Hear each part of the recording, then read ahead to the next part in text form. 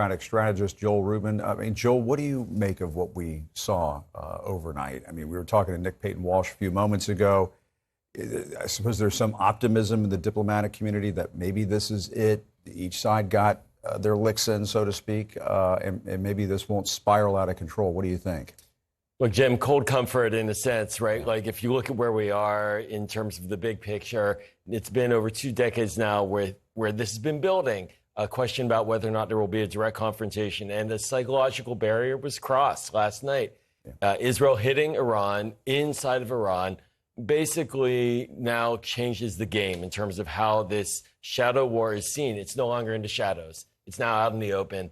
I do think that the strike itself was limited. It was targeted on military sites potentially, and also calibrated to send a message to Iran that Israel, we can hit any strike, any site we want, including near your nuclear site. So that was very limited, and in that way, in the immediate term, we can breathe easy. But in the big picture, we're heading in the wrong direction.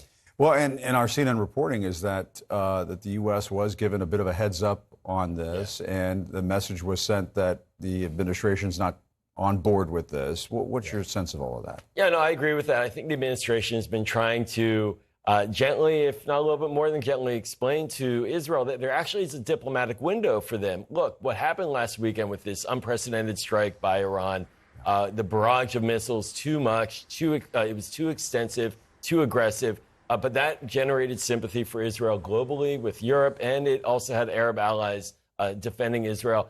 And the White House is saying, look, this is an important moment for you diplomatically, and it's an important moment to think carefully. And I do think the Israelis heard that. The IDF, from my understanding, wanted to go much harder to really restore deterrence from their perspective. But there are some political heads in Israel that heard the White House messaging, and that's a good thing. And Iran's foreign minister also said this about last weekend's attack on Israel's territory. Let's watch.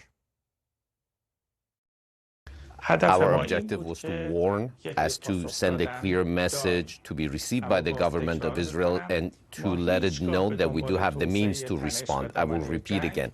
We never seek the expansion of chaos and warfare and tensions in the region.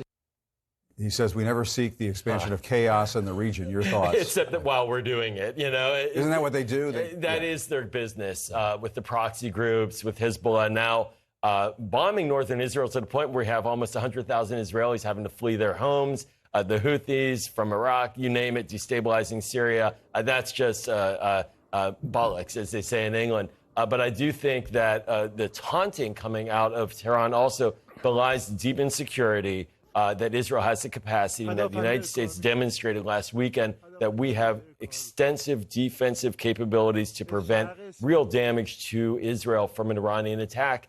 So they're having to talk tough. But the idea that Iran is somehow a passive actor here in the region is laughable.